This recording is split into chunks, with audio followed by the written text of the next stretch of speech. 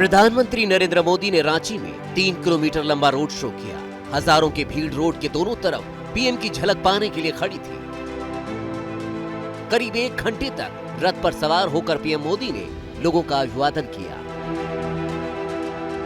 शहर के पिस्का मोड़ रातू रोड से होते हुए न्यू मार्केट तक रोड शो चला। रांची के चारों प्रत्याशी पीएम के साथ नजर आए। झारखंड में चुनाव 2 चरणों में है। पहले चरण की वोटिंग 13 नवंबर को होनी है। 81 में से 43 सीटों पर पहले फेज में वोटिंग होगी। बीजेपी उम्मीदवारों को जिताने के लिए प्रचार की कमान खुद पीएम मोदी ने संभाल रखी है। रांची से पहले मोदी ने गुमला और बोकारो में रैली की, विरोधियों पर वहां से प्रहार किया।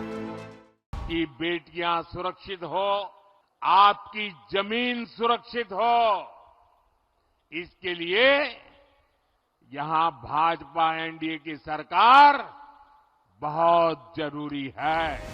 इस बार झारखंड जीतने के लिए बीजेपी ने खास रणनीति बनाई है।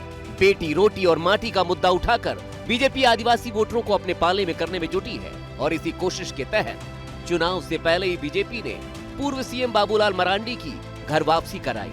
फिर लोकसभा चुनाव से पहले शिबू सोरेन की बहू सीता सोरेन को साथ लिया। अब चुनाव से पहले पूर्व सीएम चंपाई सोरेन को जेएमएम से बीजेपी में लेकर आई।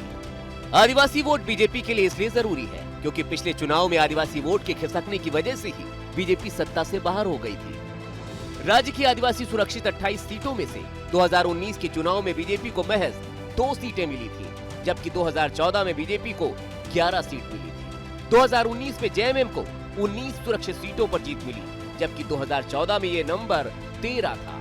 कांग्रेस को 2019 में 6 सीटें मिली थी। 2014 में एसटी सुरक्षित सीट पर खाता भी नहीं खुला था।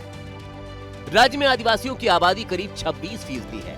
बीजेपी को पता है कि सत्ता का सपना देखना आसान है, लेकिन बिना आदिवासियों को साधे ये मुमकिन नहीं है। इसलिए माटी, रोटी और बेटी का मुद्दा उठाया जा रहा है। एक रहेंगे तो सेफ रहेंगे का नारा दिया जा रहा है।